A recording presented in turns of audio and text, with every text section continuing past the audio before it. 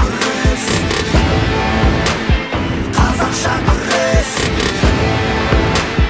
қазақша күрес.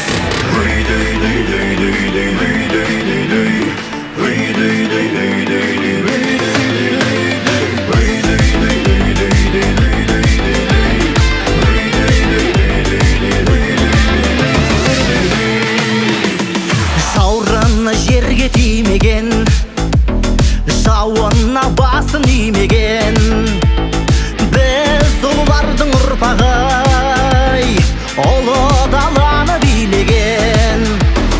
Тұрады тағдыр көресен, бабамда талай тірескен, күрес бар сенің қаныңдай, шығарма қазақ мұнезден. Қазақша күрес, білектілердің майданы, қазақша күрес, жүректілердің майданы. Асқақтай берсін көгілдір аспан төрінде, қыран бейнелі қайсар қазақтың байрағы.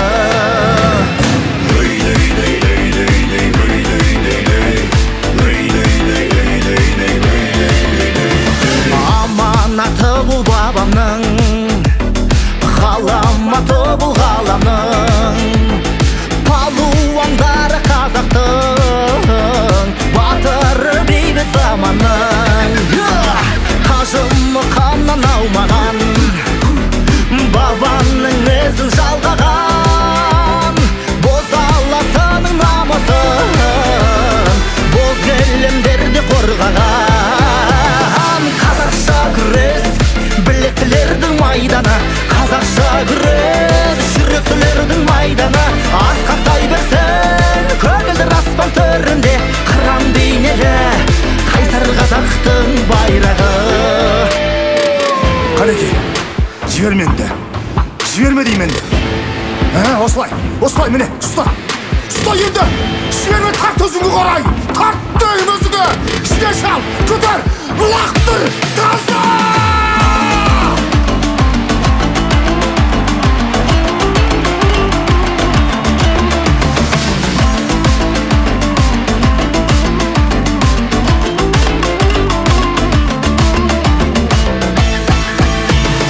Қазақша күрес, білектілердің майданы, қазақша күрес, жүректілердің майданы. Асқақтай берсін көгілдір аспан төрінде, қыран бейнелі қайсар қазақтың байрағы. Қазақша күрес, білектілердің майданы, қазақша күрес, жүректілердің майданы. Асқақтай берсін көгілдір аспан төрінде, қыран бейнелі қайсар қазақтың байрағы. Қыран бейнелі қайсар қазақтың байрағы.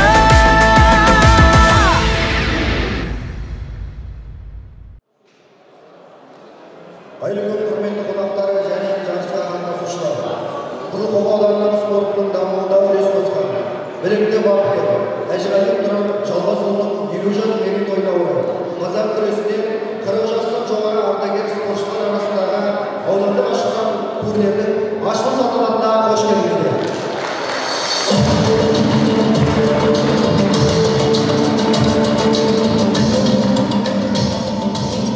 Қазақ күресі қазақтың ұлттық күресі және ең көне спорт түрінің бірі. Қазақ күресінің даму тарихы қазақ халқының тамыры тереңнен таралып жатқан тарихымен тұтасып жатыр. Бұл күрес жылдамдықты, ептілікті, күш және айла тәсілдердің кең диапазонды қимыл қозғалыстарымен қызықты. Сондықтан да оның адамның көңіл қуанышын арттыратын, қанын қыздырып, ерлікке, елікке баулайтын қасиеті бар. Ендеше боз кілемде болаттай қайнап, асықтай шиырылып, ұршықтай иіріліп, шаршы алаңда шыңдалған палуандарымызды ортаға шақырамыз.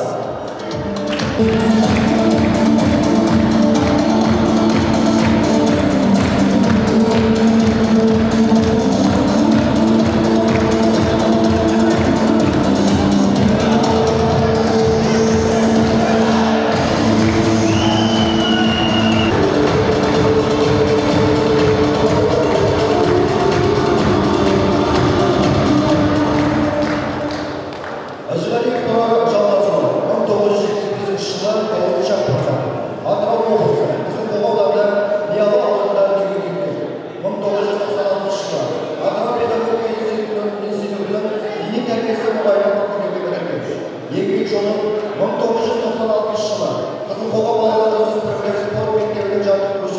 мектебінде бастаған.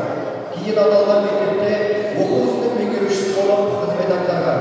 2003 жылы Қызылқоға аудандық жастар ісі спорт және туризм бөлімінің меңгерушісі. 2008-2013 жылдары Жылой аудандық дене шынықтыру және спорт бөлімінің меңгерушісі. 2011-2018 жылдары Қызылқоға аудандық дене шынықтыру және спорт бөлімінің басшысы қызметін атқарған. 2018 жылдан бастап Қызылқоға балалар жасөспірімдер спорт мектебінің оқу ісінің меңгерушісі болып қызмет атқарады. Аудан спортының дамуына қосқан үлесі мен спорт саласындағы ұзақ жылғы еңбегі үшін аудан әкімінің алғыс хатымен және аудандық мәслихаттың құрмет грамотасымен марапатталған.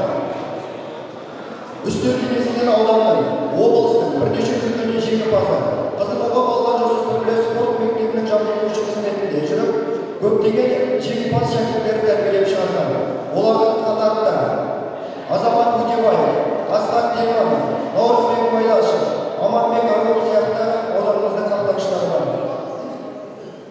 Сіздердің назарларыңызға саған олар биімен ойларын өрбітеді.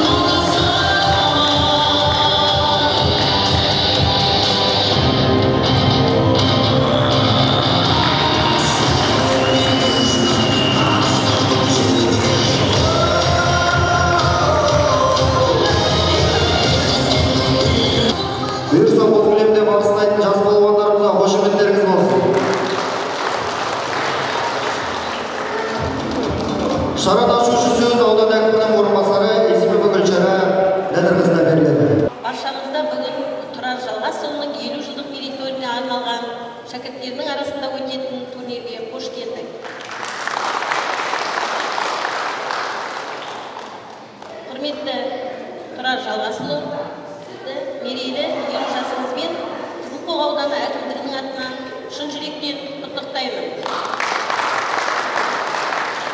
50 жас отбасымен еңбек бақытын қатар алып жүрген үлкен өмірдің алтын белесі болып есептеледі.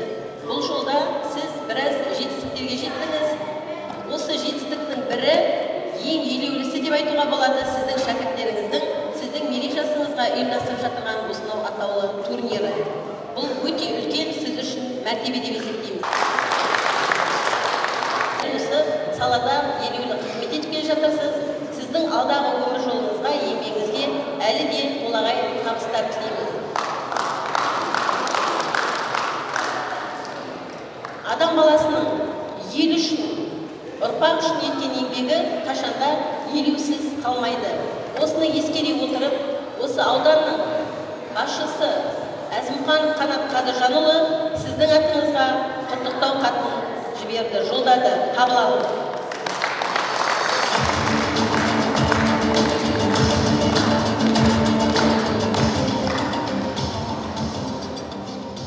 Құрметті Тұрар Жалғасұлы, Қызылқоға өңірі әрқашан жауырыны жерге тимеген палуандарымызбен танымал. Ал шаршы алаңда шәкірт тәрбиелеп бәйгеге қосу, додаға шыққан дарабоздың жолында жеңіс тілеу, ұлтқа қызмет ету жолында жаттықтырушылық қызметіне адал бола білген сіз секілді азаматтың бейнесі.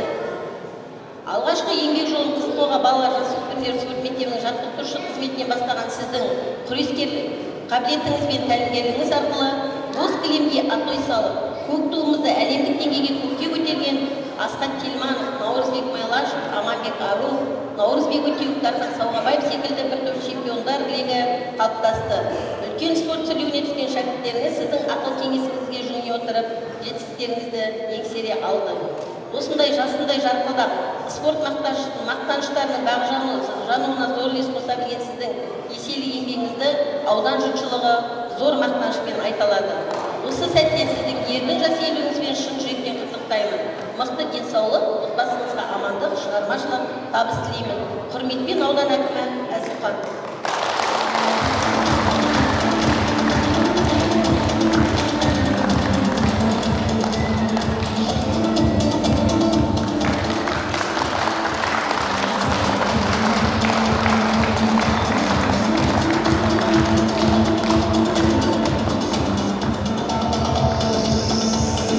Қызылқоға ауданы әлеуметтік экономикалық дамуына қосқан үлесіңіз үшін төс белгісімен марапатталады.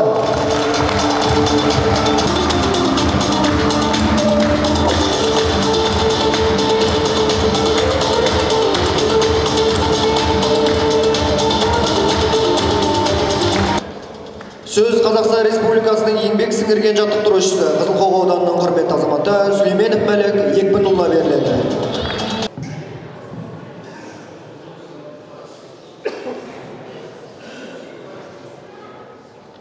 Қадірлі Миялы ауылының тұрғындары, азаматтары, мынау жас ұрпақтар, жас ұландар жаңағы. Мынау енді бір ерекше күн болып жатыр. Құтты болсын. 50 жасы, 50 жасы 250.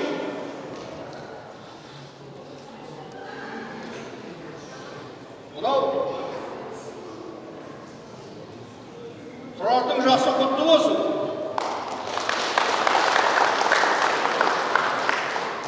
Семьясы аман болсын.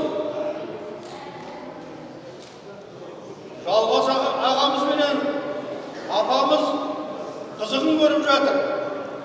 Мына Тұрардың балдары ержетті. Ержетті отыр, ол бақытты. Неге десейсің ғой? Олардың ата әжесі бар. Ата баласының артықшылығы бар. Тұрарды жаңа ағамызбен апамызбен төрде отыр. Дені сау тұрып, төрт аяғы балдадай, қуатты, қайратты, қажырлы, азаматты дүние алып Тұрар сияқты.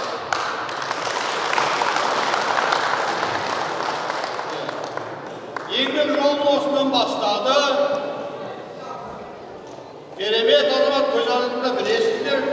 қазір бәрі миялықтар бәріміз білеміз ғой. Атасын да, басқасын да бәріміз да.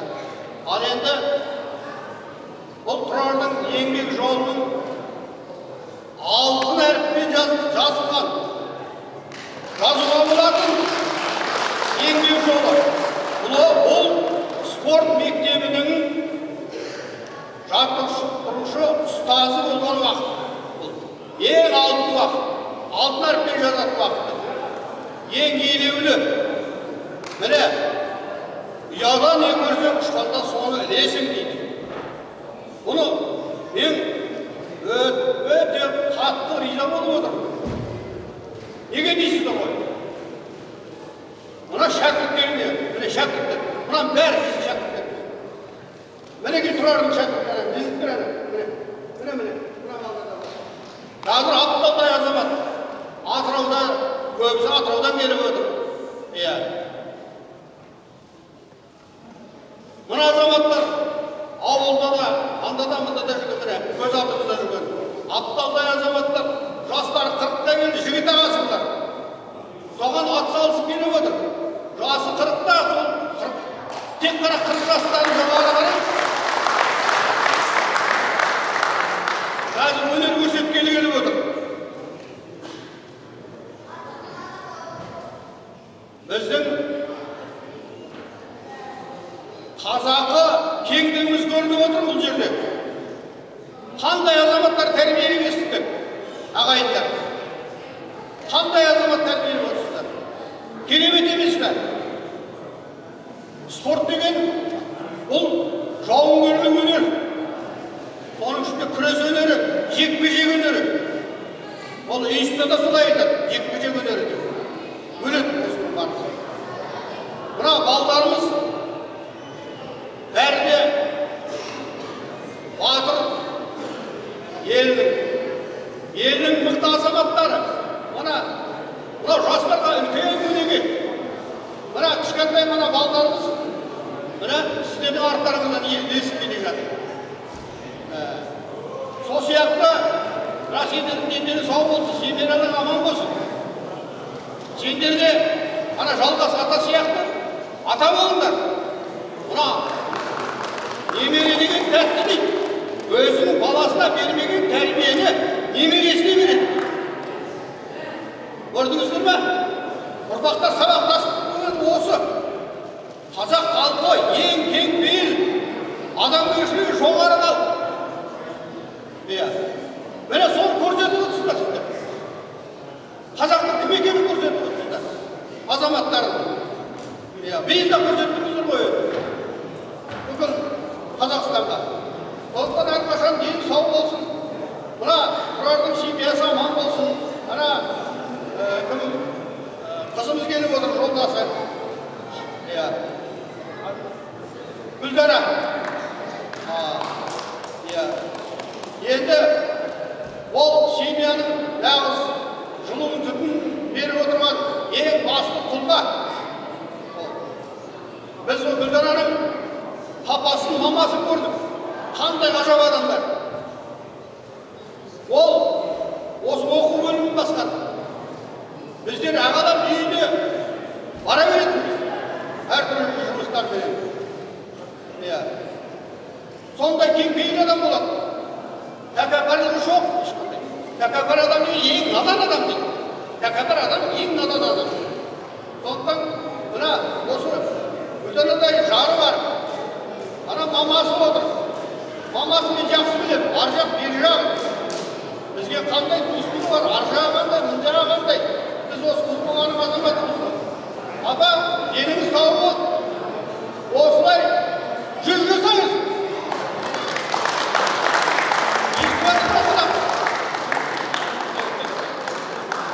Ал енді мына біздің әкімшілігіміз қолдап жатыр. Кез келген осындай игі шараны әкімшілік үнемі назардан тыс қалдырмайды. Міне аудан әкімінің орынбасары келіп отыр. Біздің сәттілік дейтін енді мәдениет бөлім мінекей. Сіздерге үлкен рахмет.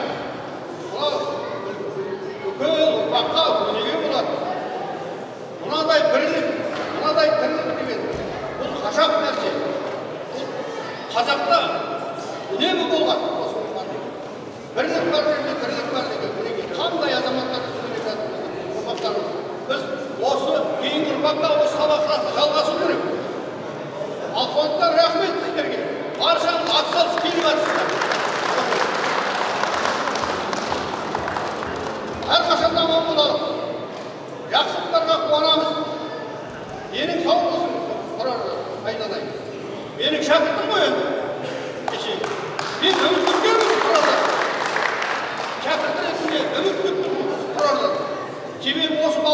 тәрбиеледі.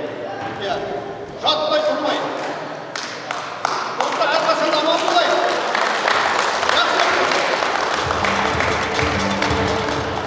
Сөз Қызылқоға ауданы спортына дамуына үлес қосқан білікті бапкер Әжіғалиев Тұрар жалғасуына беріледі.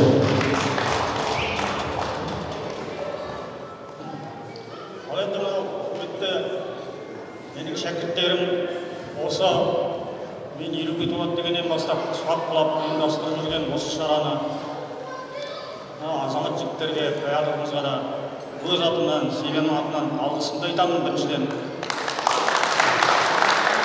сау болсын сіздерге де, аман болыңыздар, аман жүріңіздер, пайдалы істеріңіздерде.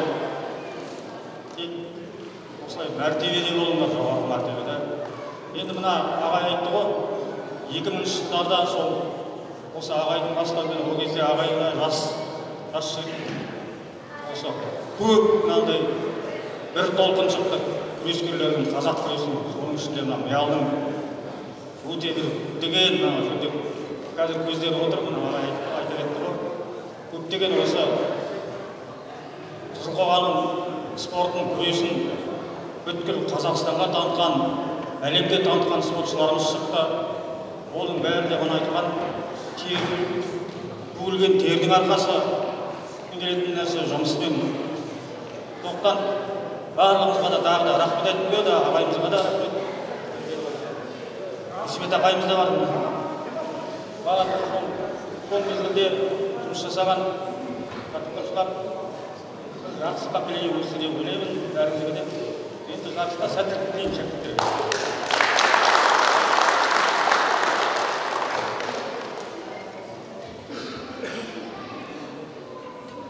Сөз шәкірттерінің атынан Азамат Өтебаевқа беріледі.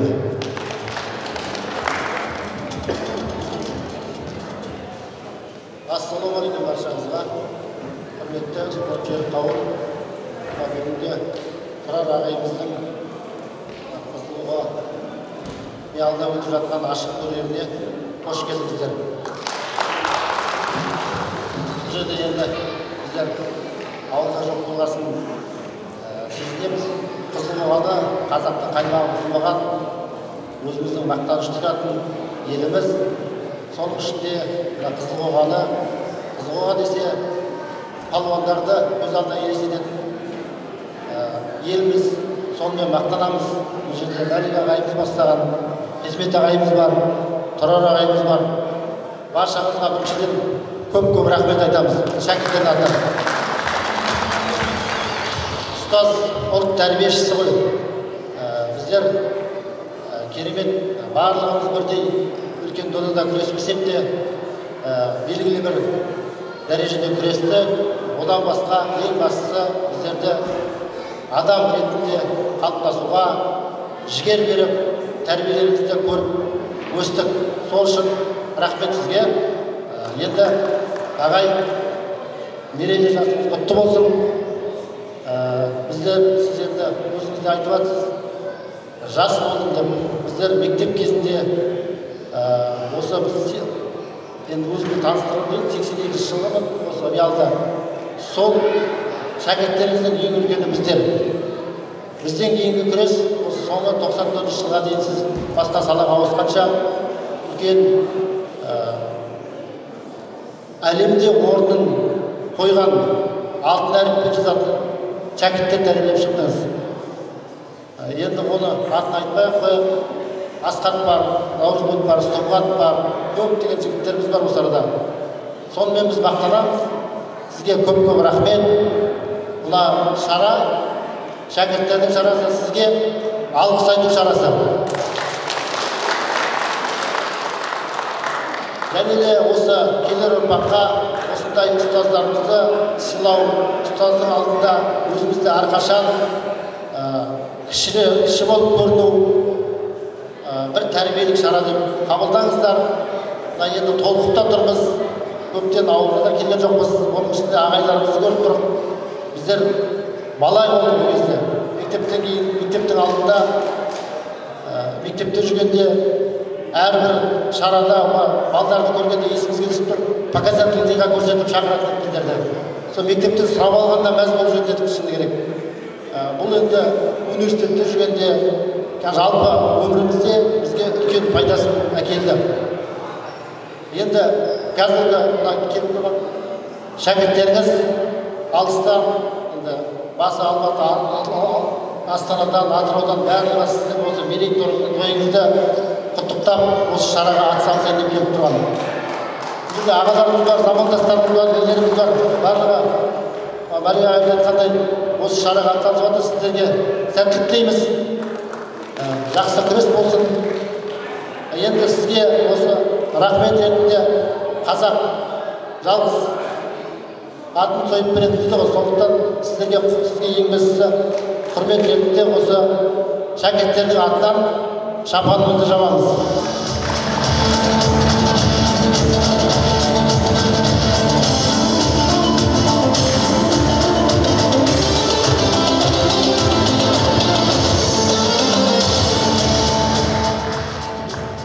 Әрбір ер адамның артында жақсы өзінің жұбайы болады.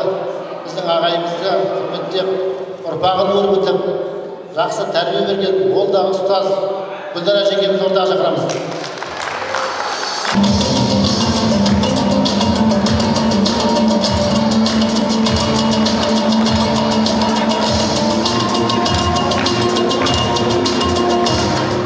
Енді қазақта сайгүлік беру үрдісі бар. Біз сайгүлікті қабыл етіңіз ағайын.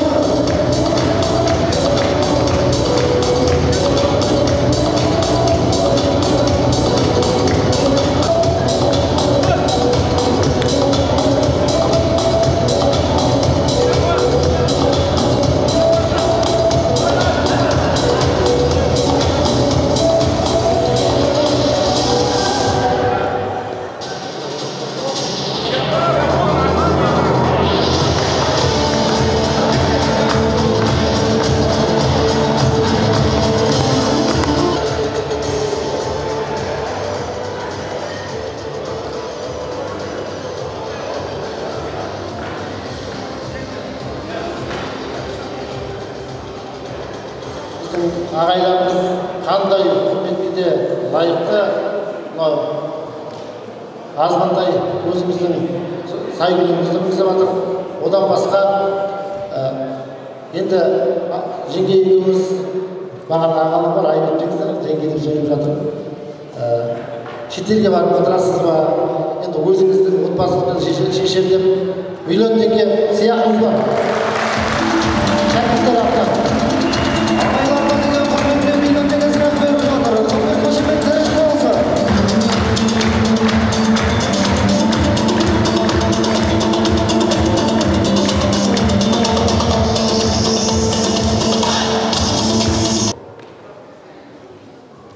Орындарыңызға тұра беріңіз.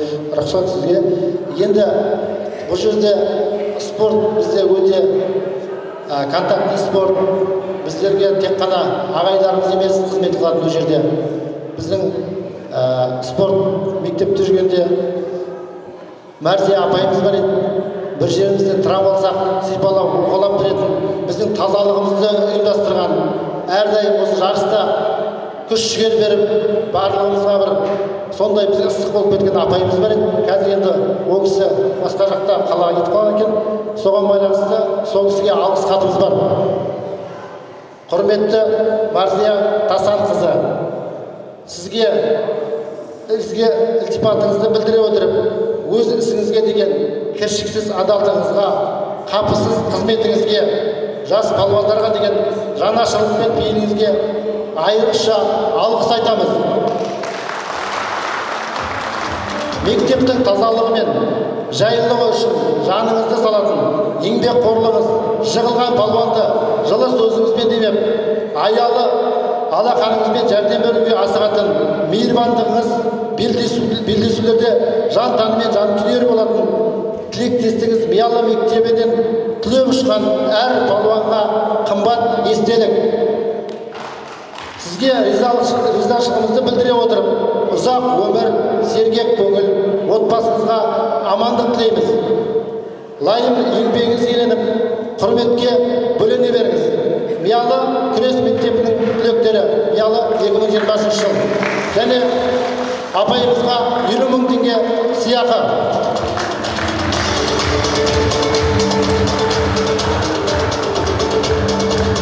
Енді апайдың өзінің үйіне апарып Дулат бауырымыз тапсырады. Одан кейін осы арамызда бізбен жамандас, бізден үлкен ағалығы бар, әлемдік додада күрескен жас кезінде. Одан кейін ардагерлер арасында, әлем шеберлер арасында самбодан әлем чемпионатының чемпионы Жандос ағайымыз ортаға шақырамыз.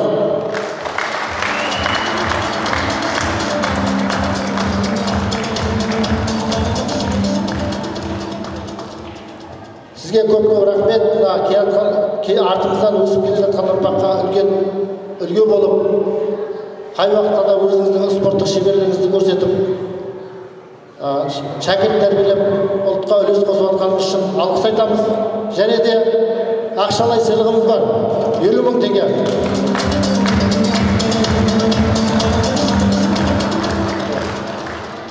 Рахмет. Шәкірттердің атынан. Және де ол Абу-Дабиде дзюдодан шеберлер арасында өткен әлем чемпионатында күміс жүлдегер Бүркіт ағайым шақырып тұрды.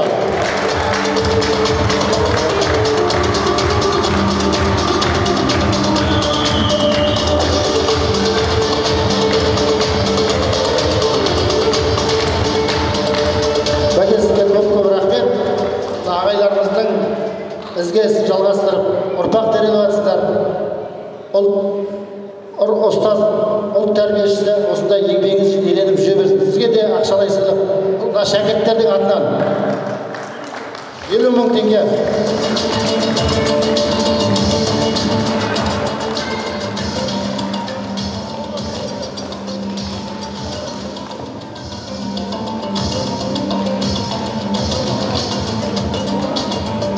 Құрметті қонақтар және спорт күйіп қауым ағайымызға рахмет, сізге рахмет айтамыз.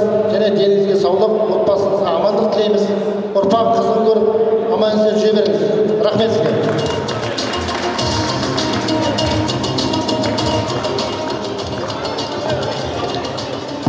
Қызылқоға ауданының спортына дамуына үлес қосқан білікті бапкер Әжіғалиев Тұрар Жалғасұлының 50 жас мерейтойына орай қазақ күресінен 40 жастан жоғары ардагер спортшылар арасындағы аудандық ашық турнирдің ашылу салтанаты аяқталды. Балуандарға сәттілік тілейміз.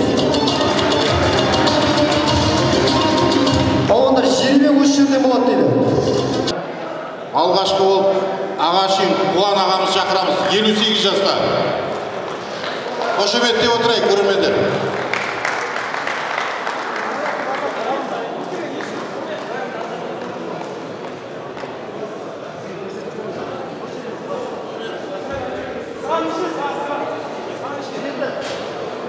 Нөмірі 7 Рахим Нұрбек ағам шақырамыз, 47 жаста.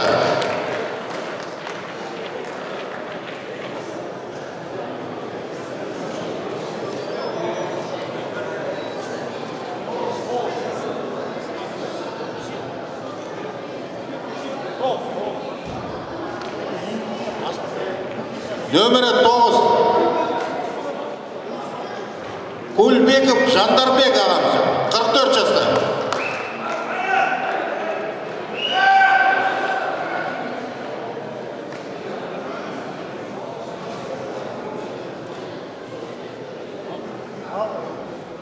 Нөмірі 6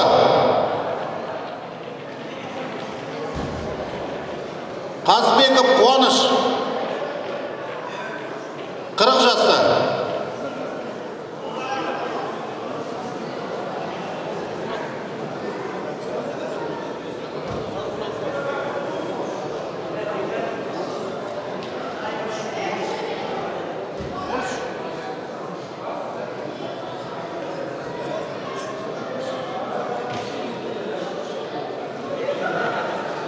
Амангелдиев Ерлан ағамыз шақырамыз. 44 жаста.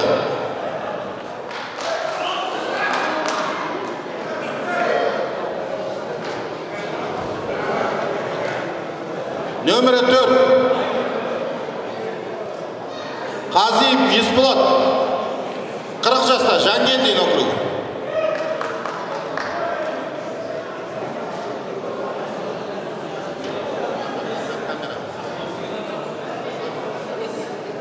Нөмірі 5. Тайпанов Әнуар. 40 жас.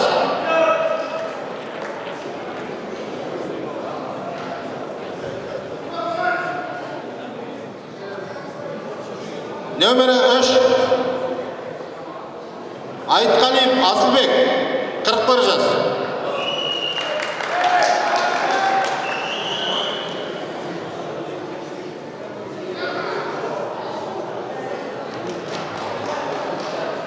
Нөмірі 10. Бүркішев Фархат ағамыз. 43 жаста.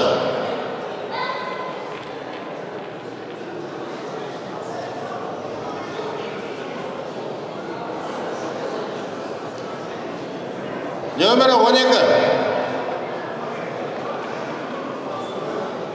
Сүлейменов Масат ағамыз.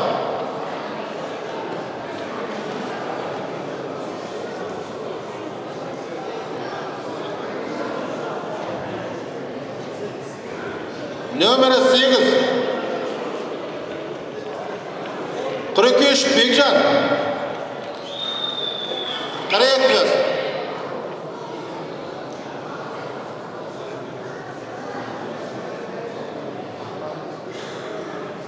Нөмірі 16.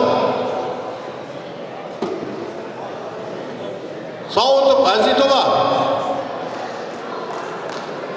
48 жас.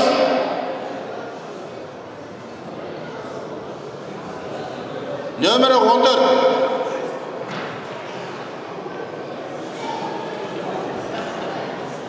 Сартов Жандос. 41 жас.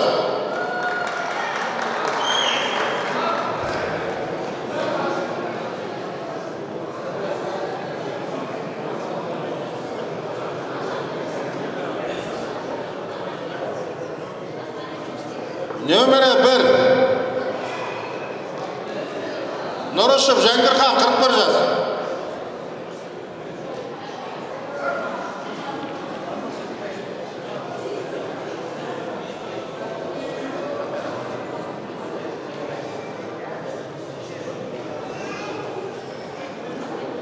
Нөмірі 11. Қарабаев Бектас. 43 жаста.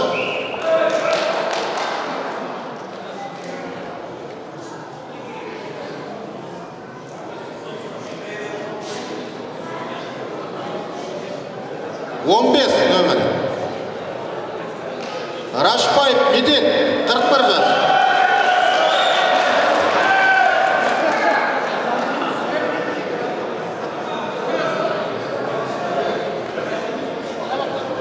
Нөмірі 2.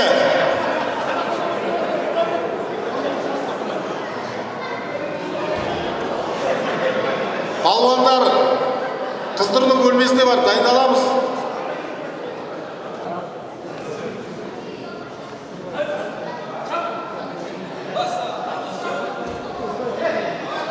Палуандарымызды көтермелеп отырайық.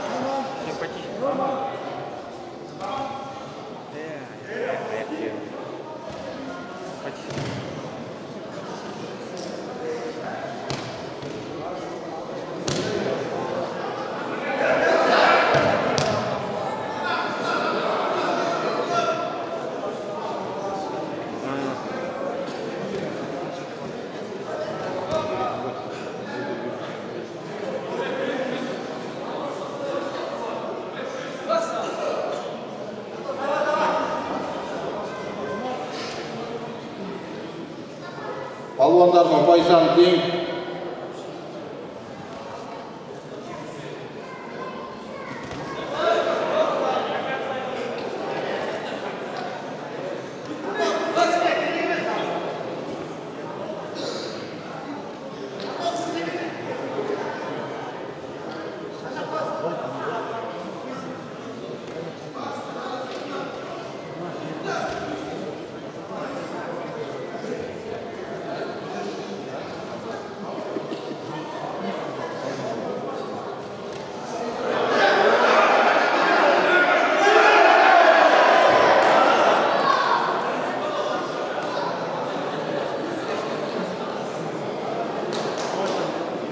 Бұл белдесуде Рахим Нұрбек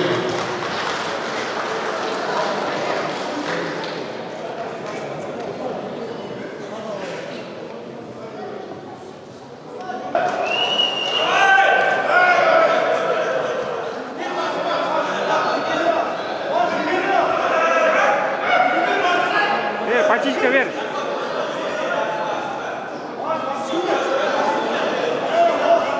Это патичка.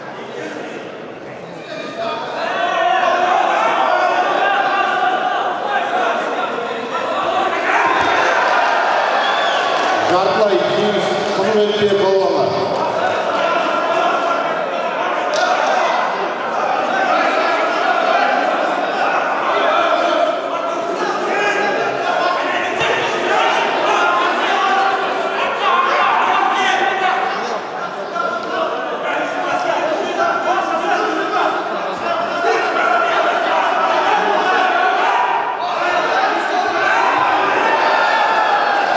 Нәтижесіз тоқтатар дейміз.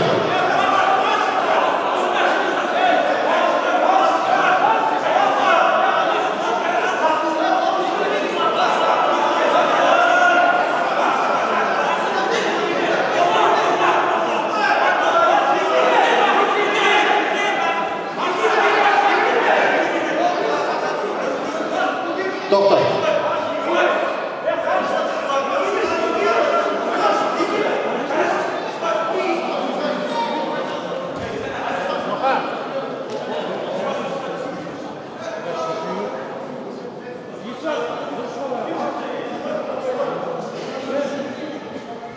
Балуандар белбеуді береннің кесімде өткізіп байлау керек.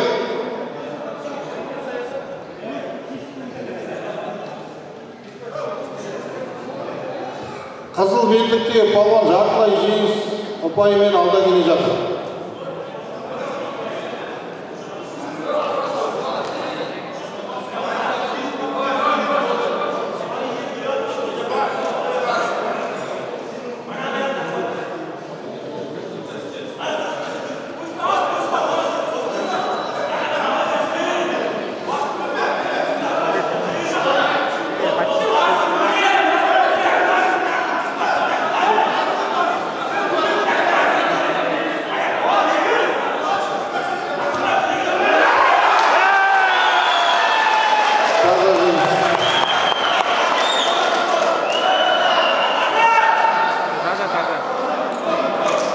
Бұл белдесу жеңіске Қазбеков қуаныш жетті.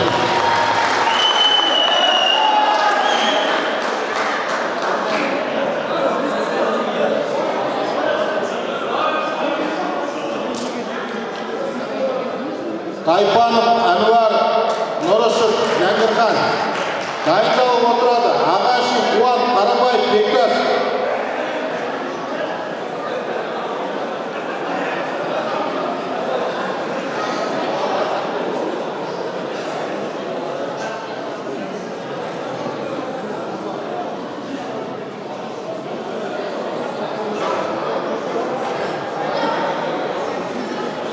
Тайпанов Әнуар Нұрышев Жәңгірхан дайындалып отырады. Ағашев Қуан Қарабаев Бектас.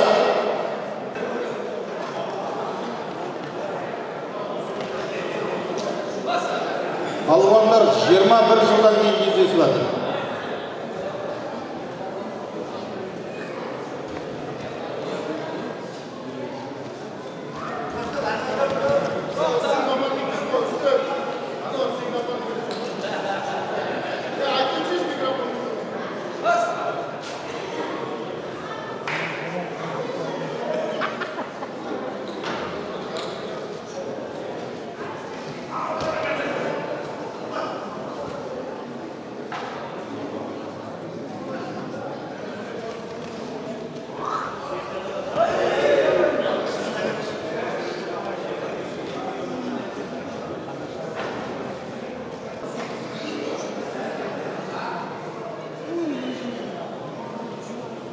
Дайындалып отырады Ағашин, Қуан, Қарабаев, Бектас. Балуандарымызды көтермелеп отырайық. 85-84 жыл азаматтар. Жартылай жеңіс қызыл белгіде балуандар.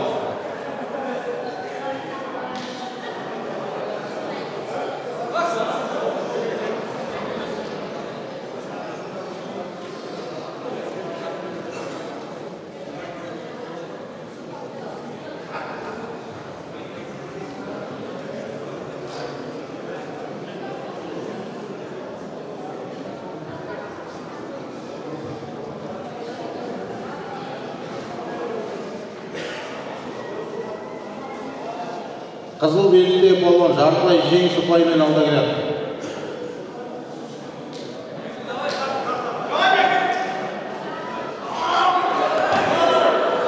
Әдіс нәтижесіз.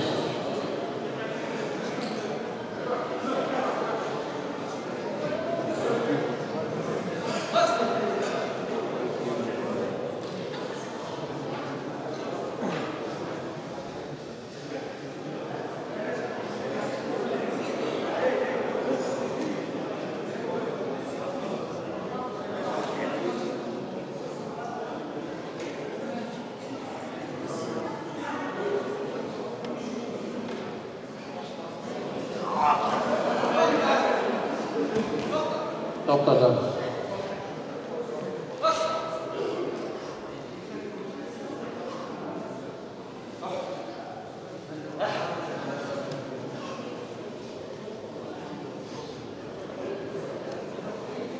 Балуандардың соңғы минуты басталды.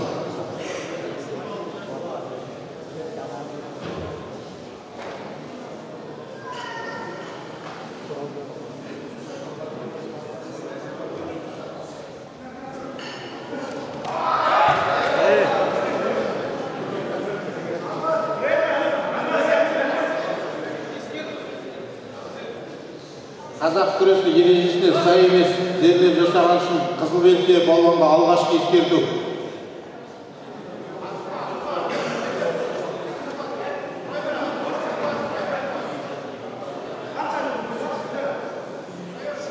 Балуандардың 30 секунд уақыты бар.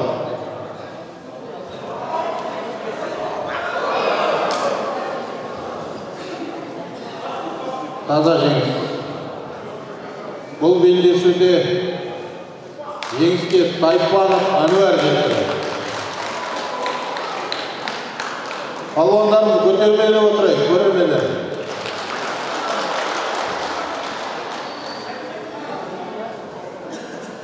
Төрешілер ауысады. Ортадағы төреші Төлеушев Мәлік. Қуан, Қарабаев, Бектас дайындалып отырады. Рашбаев, Медет, Айтқали, Басыбек.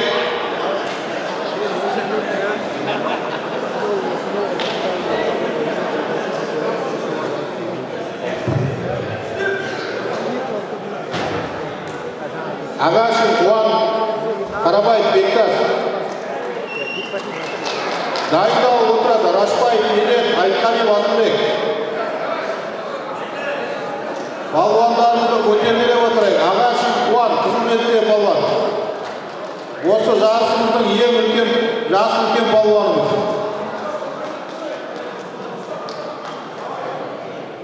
Қызыл белгіде балуан Қарабаев, Бектас облысымыздың бірнеше дүркін жеңімпаз жүлдегері.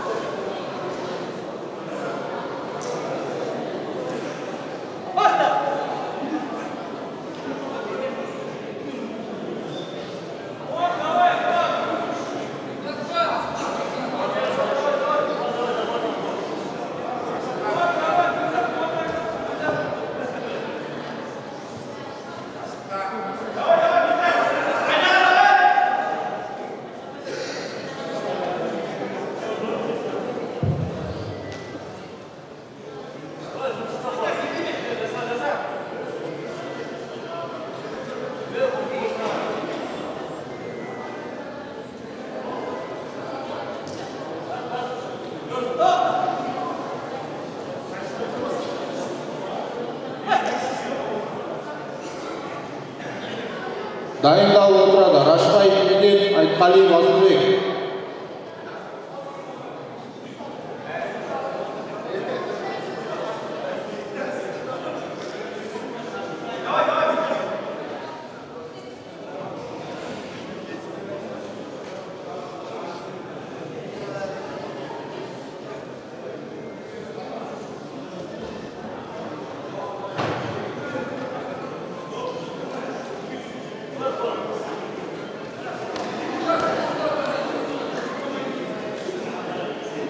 Ағашын Қуан қызметтегі ардагерлер арасында облысымыздың чемпионы.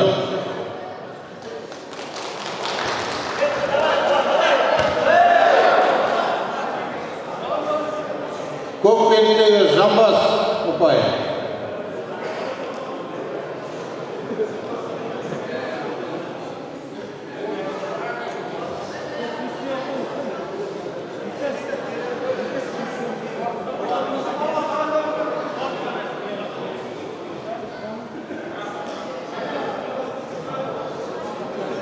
Көкпеңде болған жарақат алу байланысында Жеңіс Қызылбекке Ағашын Қуан ағамыз берді.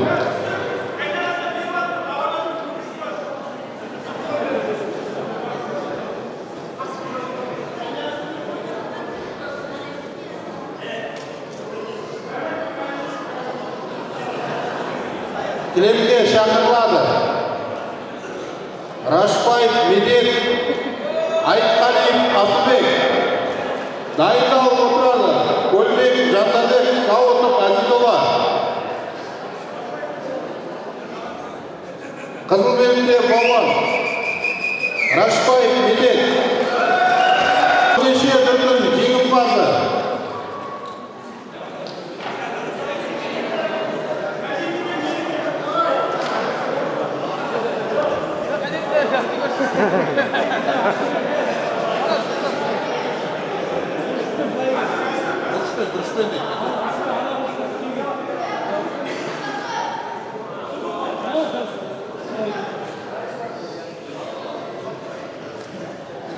Екі палуанда құрдас бір-бірімен көтермелеп отырайық.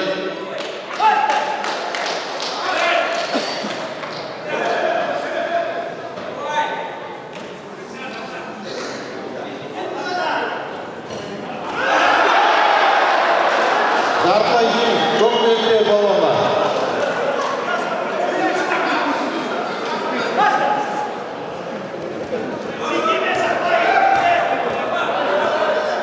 Дайындалып отырады Көлбек Жандарбек Сауытов Әзидолла.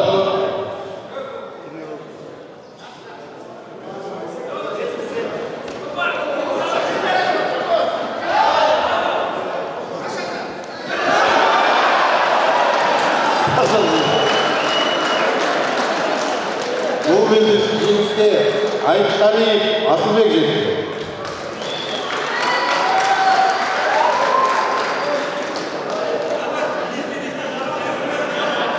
Кілемге Көлбеков Жандарбек Сауытов Әзидолла. Дайындалып отырады Амангелдиев Ерлан Бүркішев Фархат.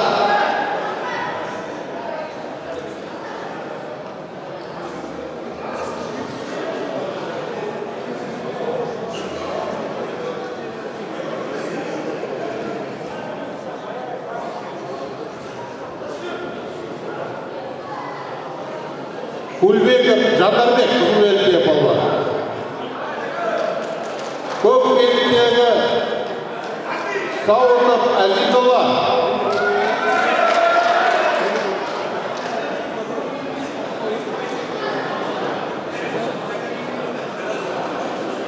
Дайындалып отырады Амангелдиев Ерлан Бүркішев Фархат.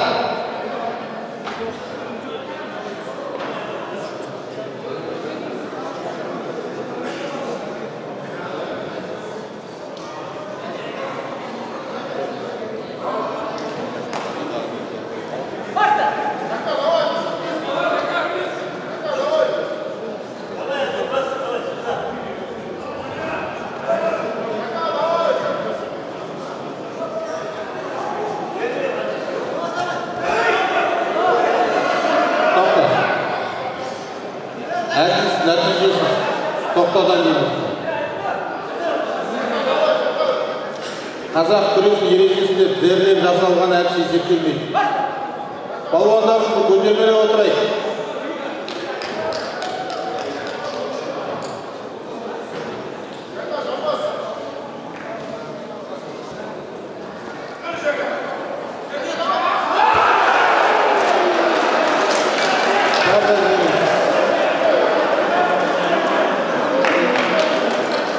Қызылетте палуан Көлімбеков Жандарбек ағамыз жетті.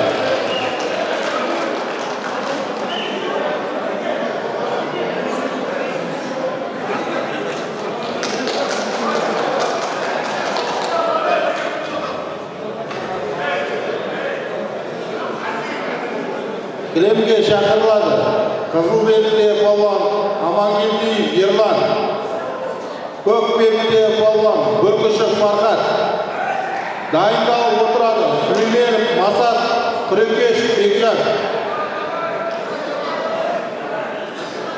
Қызылбекте палуан Амангелдиев Ерлан, Көкпекте палуан Бүркішев Фархат.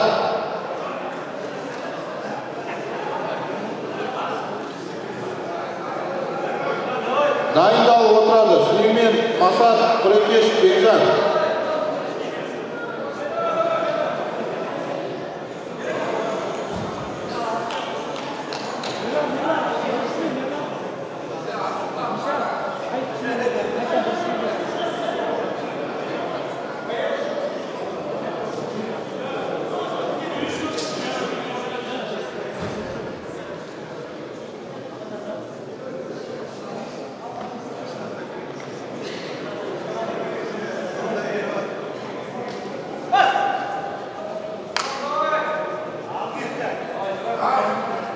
Қызылбекте палуан Амангелдиев Ерлан облысымыздың дзюдо самбо күресінің бірнеше дүркін жеңімпазы.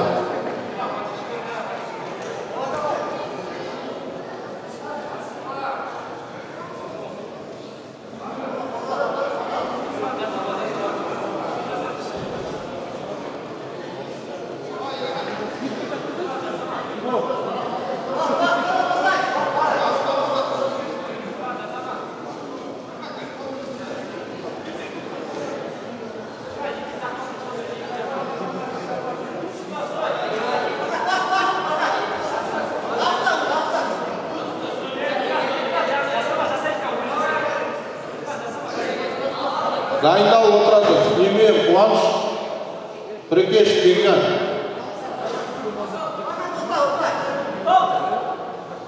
Балуандар ортаға берсеңіз. Балуандарымыз көтермелеп отырайық. Дайындар. 81-82 жылғы ағаларымыз қолдап отырыңыздар.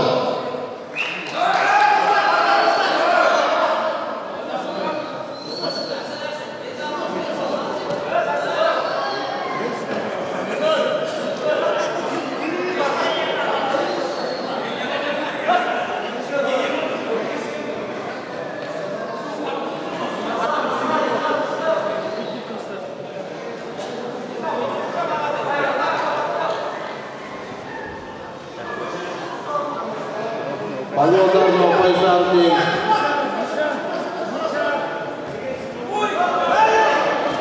Тоқтатамыз әдіс нәтижесі. Қазақ күресте тізерлеп жасаған әдіс есептелмейді.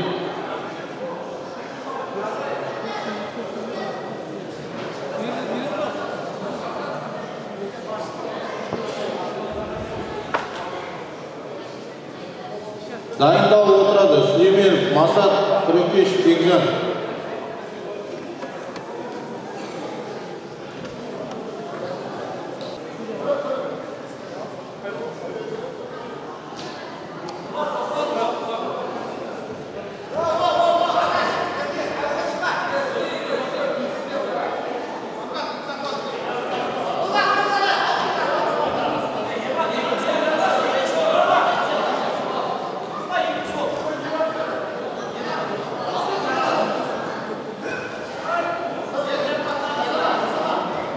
Балуандардың 35 секунд уақыты.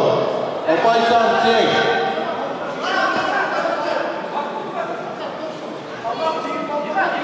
ұпай саны тең аяқталған жағдайда палуандар белдеседі.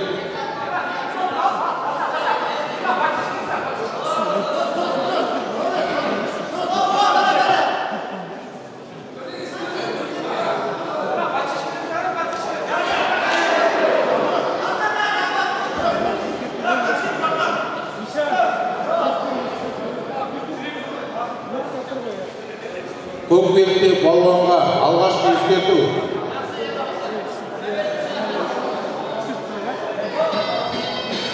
Уақыт.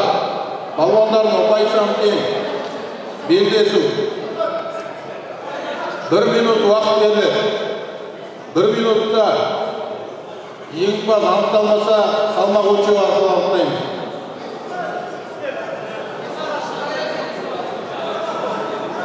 Белдесу ережесінде шеңберден шығуға болмайды. Тізесі кімнің бірінші тисе не қолы шығып кетсе, сол палуан отырған бойы есептеледі.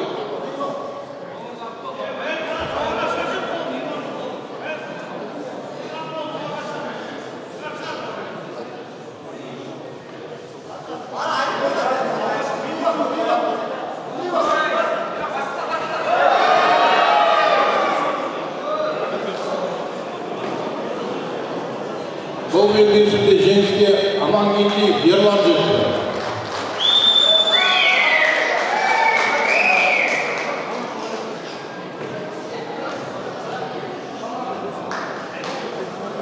Кілемге шақырылады. Қызыл белдікте палуан Сүлеймен Масат. Көк белдікте палуан Күрекеш Бекжан.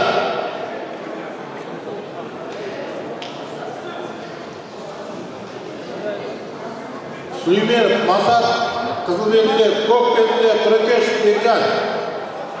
Екі палуанда облысымыздың бірнеше дүркін жеңімпаздары. Палуандарымызды көтермелеп отырайық.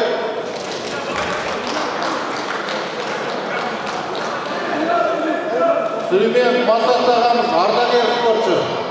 Ардагерлер арасында жеңімпаз. Дайындалып отырады. Рахим Нұрбек, Қазбек Қуаныш.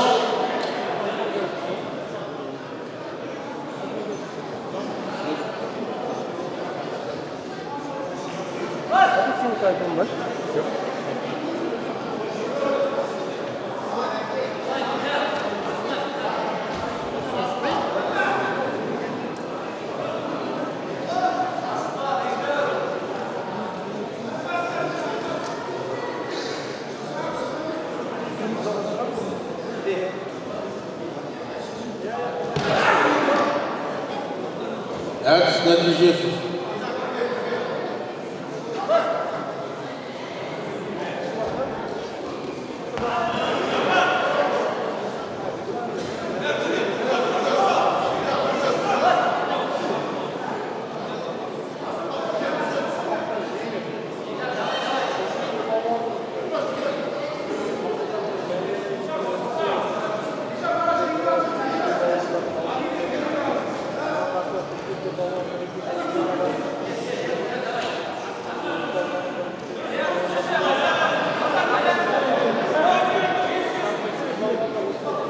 Көк белдікте палуанға тіреп күреспеген үшін алғашқы ескерту.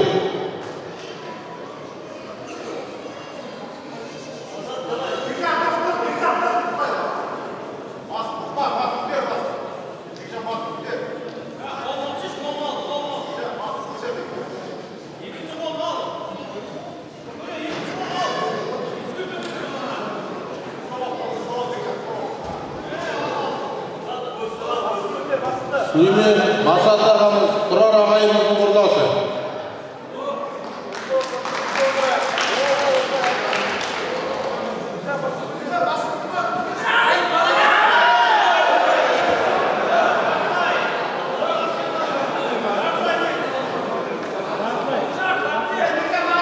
Жартылай жеңіс қызыл белдікте палуанға.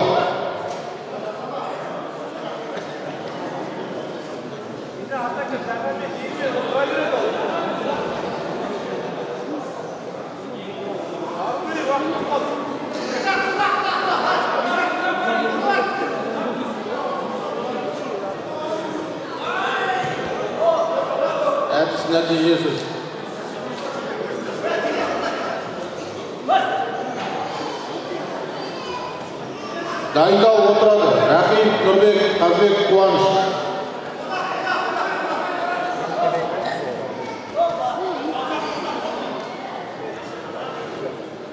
Қызыл белгіде палуанға алғашқы ескерту.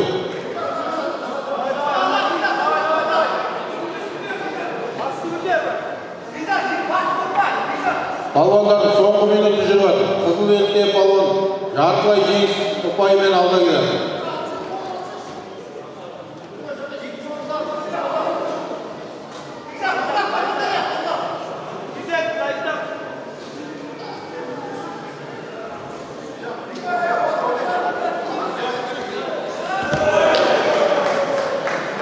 Жартылай жеңіс. Екі жартылай таза жеңіс бар.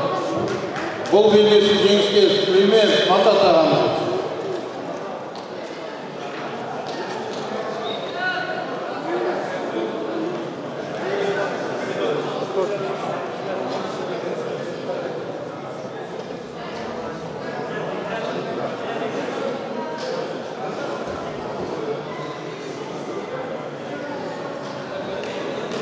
Төрешілер алсақ, ортада төреш Есетов Жомарт. Клипке шақырылады. Рахим, Нұрбек, Қазбеков, Қуаныш. Дайындалып отырады. Тайпанов, Әнуар, Ағашин, Қуан.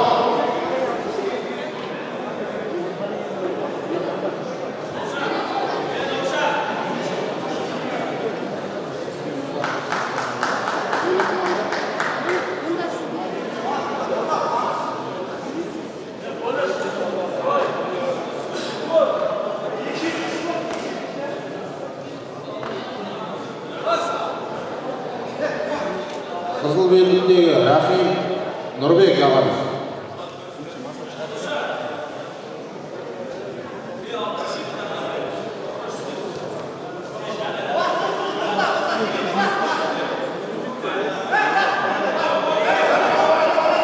Қазақ күресінен ішкі істер министрлігінің жарыстарының облысымыздың бірнеше дүркін жеңімпазы көк белгіде палуан Қазбек Қуаныш мемлекеттік қызметкерлер арасында Қазақстан Республикасы спартакиадасында күміс жүлдегері.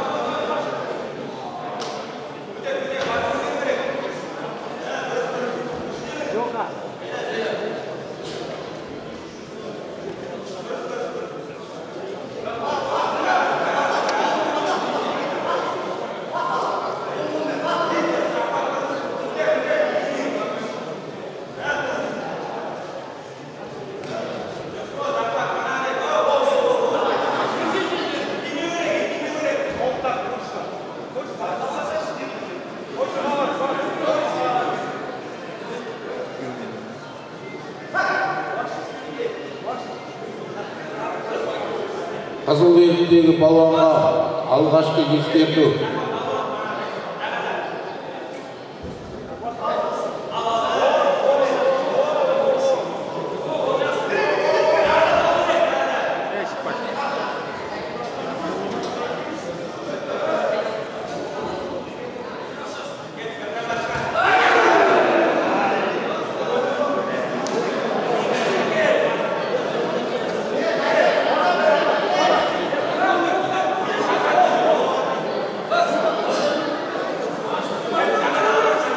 Әдіс нәтижесі.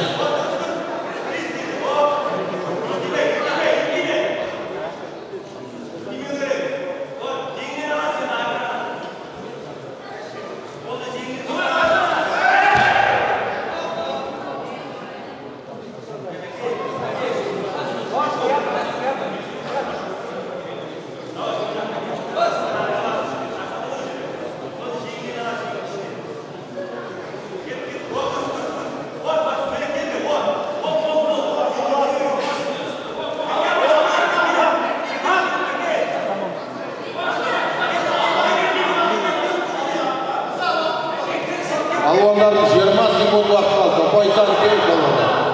Көтермелеп отырайық балуандарымызды.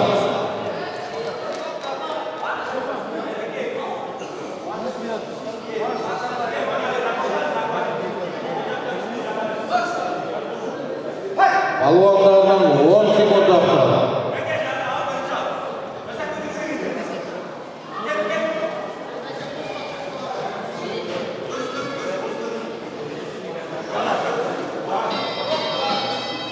Уақыт. Балуандардың ұпай саны белдесу. Камера жаппайын қояйық.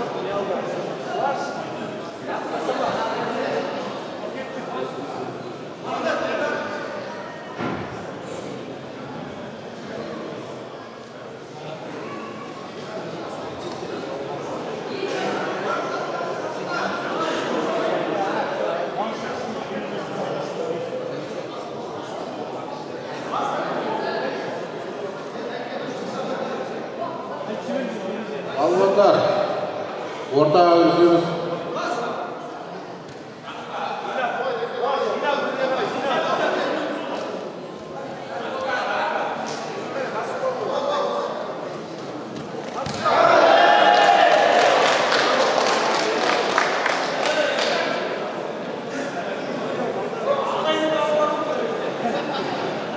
Бұл белдесуде жеңіске Рахим Нұрбек ағамыз жетті.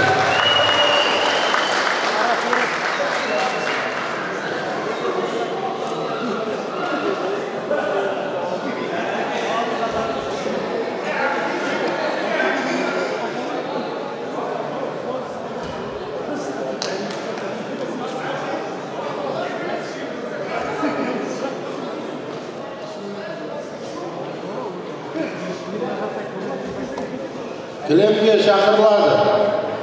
Тайпанов Әнуар, Ағашкин Қуан дайындалып отырады. Айтқалиев Асылбек, Көлбеков Жандарбек. Қызыл белтте балуан Тайпанов Әнуар, көк белтте Ағашкин Қуан. Екі балуанда ардагерлер арасында облысымыздың чемпиондары.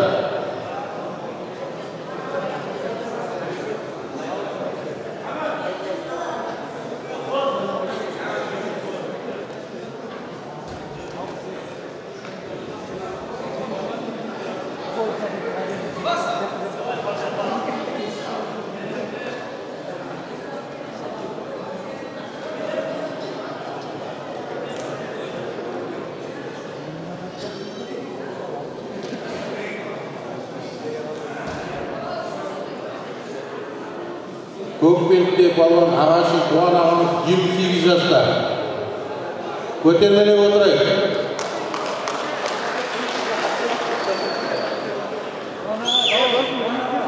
Қызыл белтте балуан Тайпанов Әнуар 40 жаста.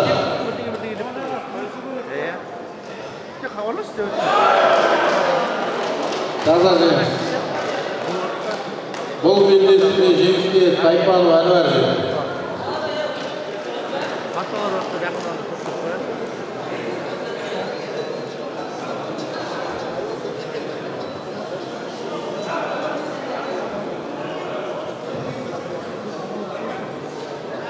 Тайпанов Әнуардың зацепі әлі қалмақты.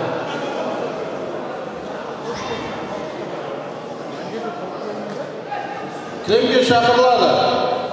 Айтқалиев Асылбек, Көлбеков Жандарбек дайындалып отырады. Амангелдиев Ерлан, Сүлейменов Масат.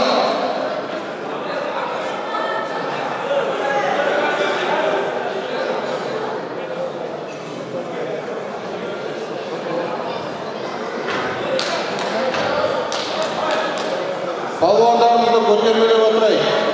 82 жылға, 84 жылға азаматтар көзі.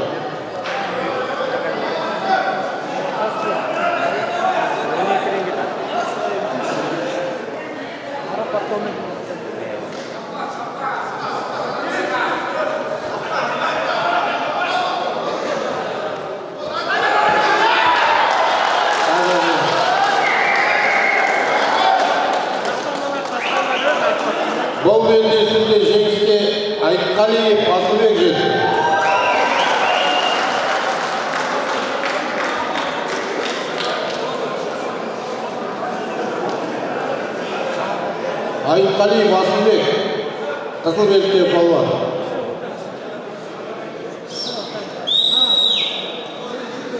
Кілемге шақырылады. Амангелдиев Ерлан, Сүлеймен Масат.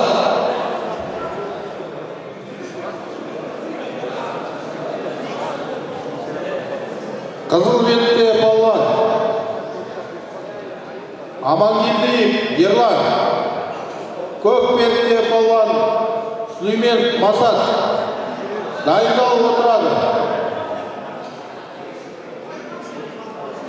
Ақпай қасқа жолдама үшін Рахим Нұрбек, Тайпанов Әнуар. Көк белгіде Сүлеймен Масат.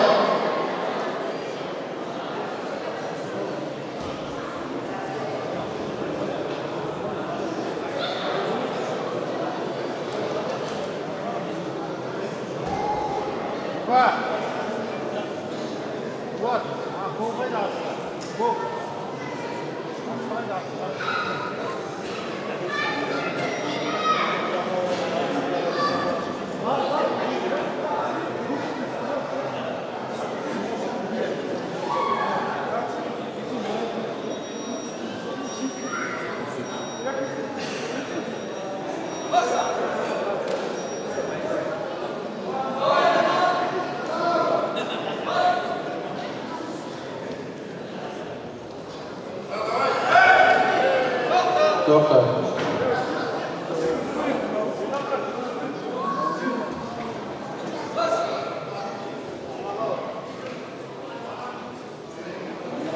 Палуандарымызды көтермелеп отырайық.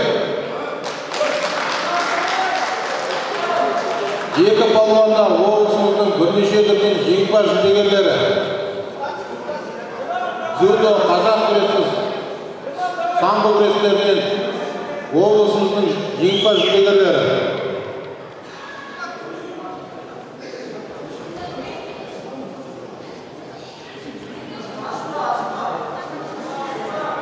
Көк белгіде палуан Сүлеймен Масат ағамыз, Тұрар ағайымыздың құрдасы. 20 жаста. Қазақ емес. Бұл белгісінде жеңіске Сүлеймен Масат ағамыз жетті.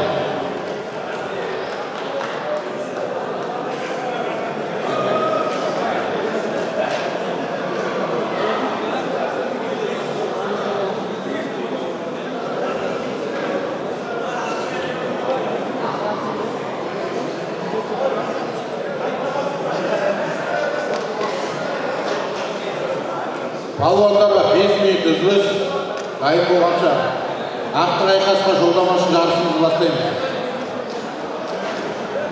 3 минут үзіліс.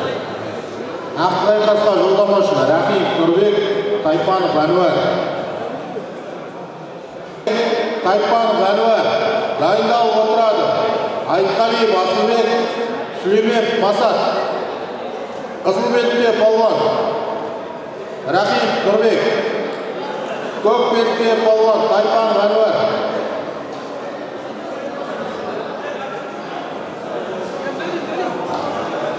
Палуандар ақтық айқасқа жолдама үшін күреседі.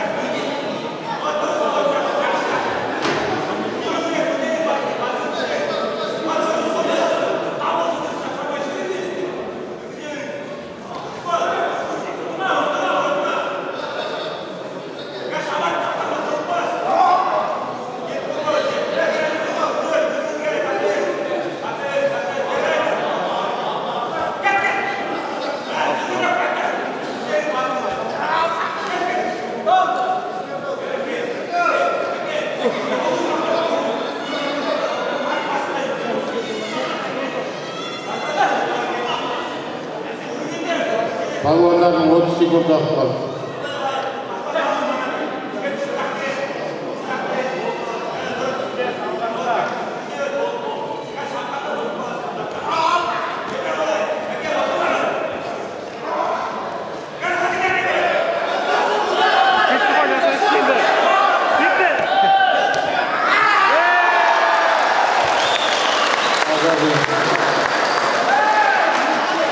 Бұл белдесуге жеңіске Рахим Нұрбеков.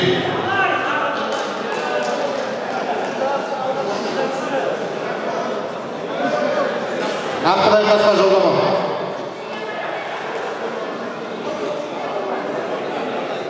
Нақты байқасқа жолдама үшін Айтқалиев Асылбек, Сүлеймен Масат шақырылады.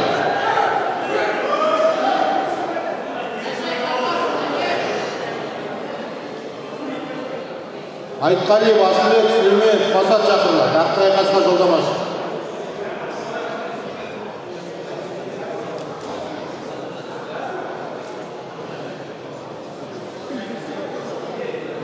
Қызыл белдікте Айтқалиев Асылбек, көк белдікте Сүлеймен Масат.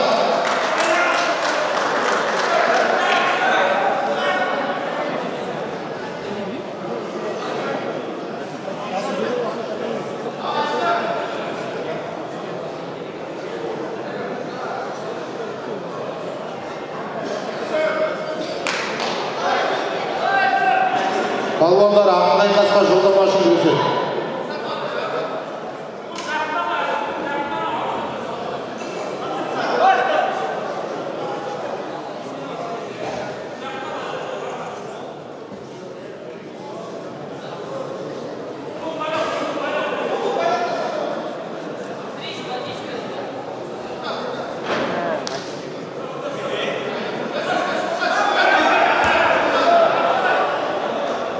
Жартылай жеңіс көк белдікте балуандар.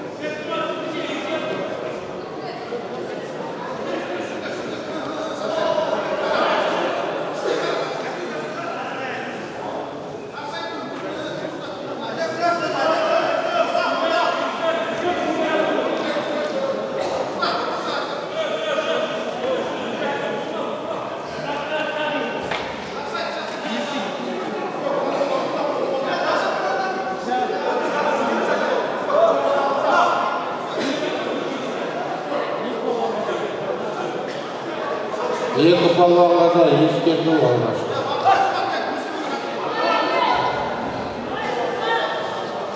Көк белдікте балуан жартылай жеңіс ұпайымен алды.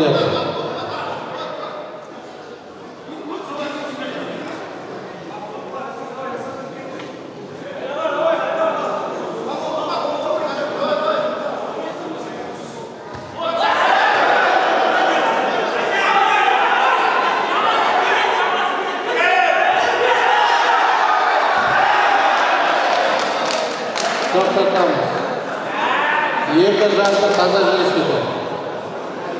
Бұл белдесуде айқын жеңіске Сүлеймен Масат алды. Нақты байқасқа жолдама. Балуандар 5 минут демалыс беріледі. 5 минуттан кейін үшінші орынға Тайпанов Әнуар, Айтқалиев Асылбек. Нақты байқас Рахим Нұрбек, Сүлеймен Масат.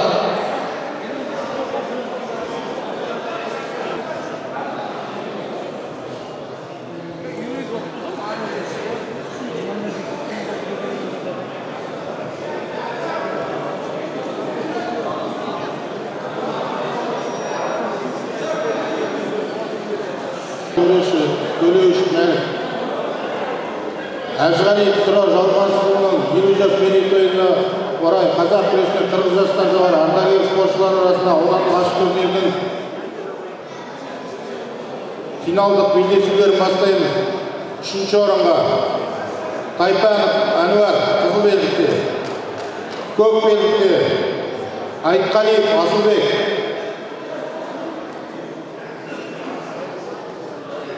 палуандар шығарамыз.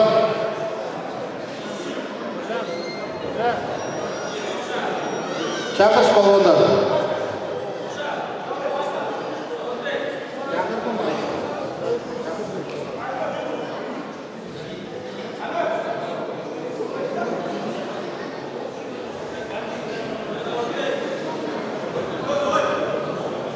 Палуандар 3-ші орынға Айпанов Әнуар қызыл белдікте, көк белдікте Айтқалиев Асылбек.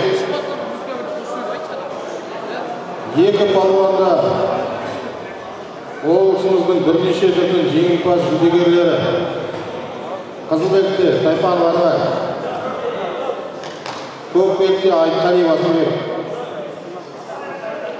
Екі палуанда бала кезде бірге күресіп жатқан палуандар.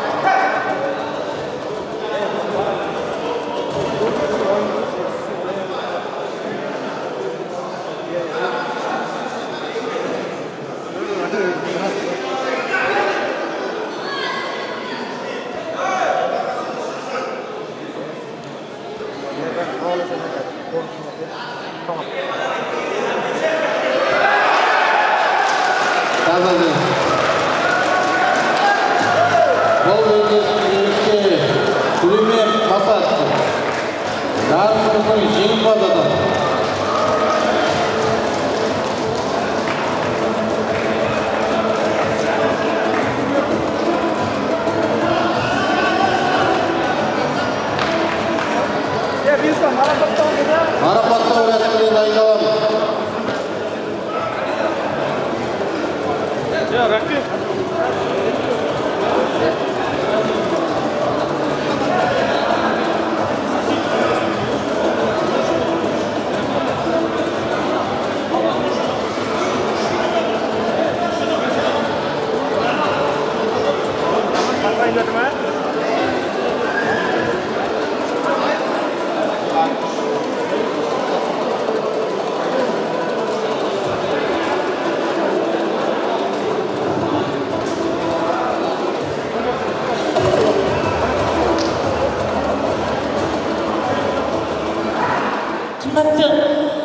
ұстазы Мәлік ағайы, сізге де үлкен алғысымыз шексіз. Әуелі Алла, содан кейін ата-анасының сіздің арқаңызда осындай мерейлі жасқа толып, мерейлі биіктерді бағындырып, осындай ұстаздар шәкірттерінің алғысына бөленіп жатырғаны сіздердің арқаларыңыз, сіздердің де мерейлеріңіз үстем болып, Мәлік ағайы, көп рахмет. Осындай шәкірт тәрбиелеп, осындай құрметке бөлейтіндей абзал азаматтарды тәрбиелеуде үлкен үлестеріңіз. Елдің алғысына бөленіп, құрметіне бөленіп, жастан жасқа толып, барлығыңызда да осы биік шыңдарға жетіп шәкірттеріңіз ел азаматтары болып, қуанышқа кенеле беріңіздер дегім келеді. Бүгін біздің мерейіміз үстем болып, осындай толқудамыз. Барлықтарыңызға да көп рахмет. Алла тек қайырлы, бақытты, саналы, жақсы ғұмыр берсін. Көп рахмет. Енді мына қатысушыларға да осы отбасыларының, бауырларының, жиендерінің атынан да сыйлығымыз бар, ақшалай. Енді соны қабыл аласың. Рахмет көп тілектеріңізге. Бүгінгі жарысына қатысып керемет өнер көрсеткен спортшыларды әулеттің атынан марапаттайды. Ортаға Сартов Жандос ағамыз шақырамыз. Қол-соқ қошеметтеп отырайық палуандарға, ағайындар. Жасына қарамастан, дайындығының жоғына қарамастан, ағайымызды құрметтеп, осындай жарыстың әдемі өтуіне атсалысып жатқан келесі ортаға Қазиев Есболат ағамыз шақырамыз. Әулеттің артынан қаржылай сыйлық. Келесі Қазбек Қуаныш ағамыз шақырамыз.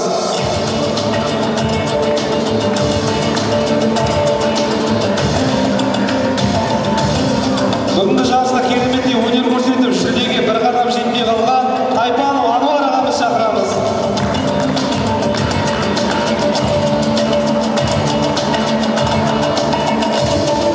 Арнайы Атыраудан келіп ағайдың турниріне күресіп жатқан Нұрышым Жәңгірхан ағамыз шақырамыз.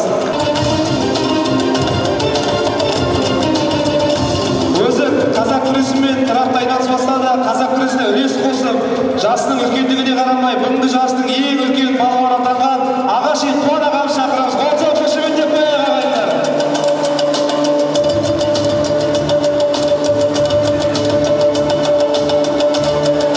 Ортаға келесі Қарабай Бектас ағамыз шақырамыз.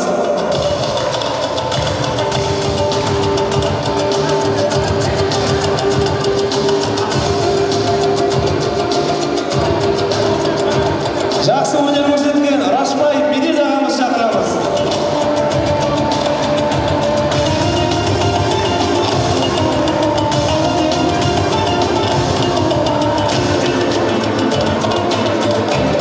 Көлбеков Жандарбек ағамыз шақырамыз. Бүгінгі жарыста керемет әдіс көрсеткен, ең жылдам, ең керемет әдіс көрсеткен, үздік техника көрсеткен ағамыз Сауытов Әзидолла ағамыз шақырамыз. Қол-соқ қошеметтеп отырайық, ағайындар. Жарыста жақсы әдістермен көзге түскен Амангелдиев Ерлан ағамыз шақырамыз.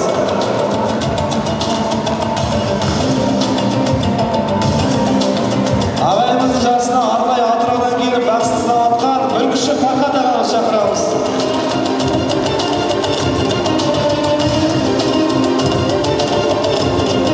Және де Күрекеш Бекжан ағамыз шақырамыз. Қол-соқ қошеметтеп отырайық, ағайындар. Құрметті көрермендер.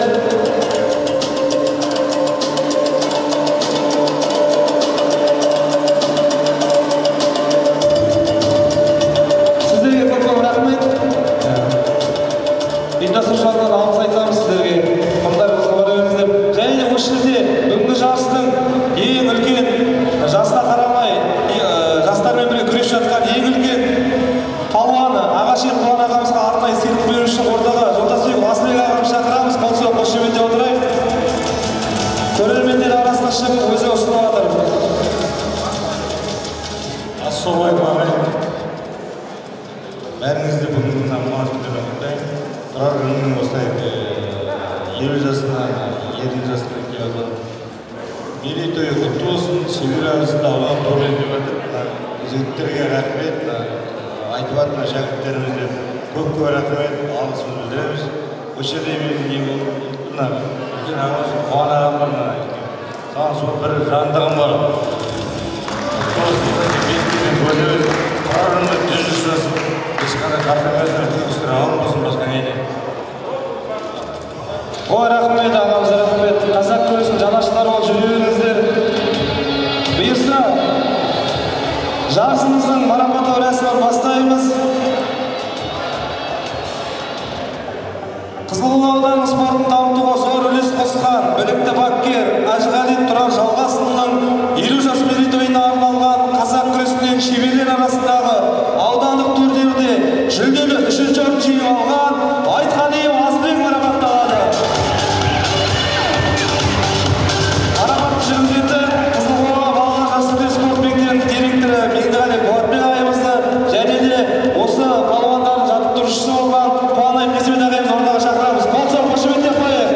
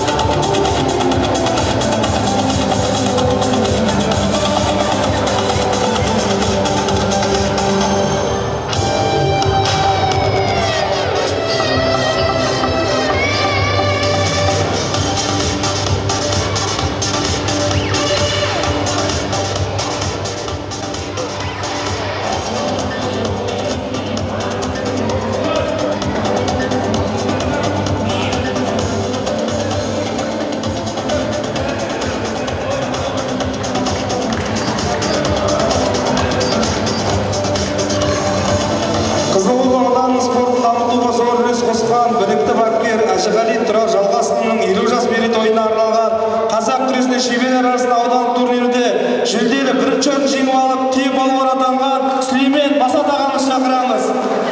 Марапатты жүргізетін Қазақстан Республикасының еңбек сіңірген жаттықтырушысы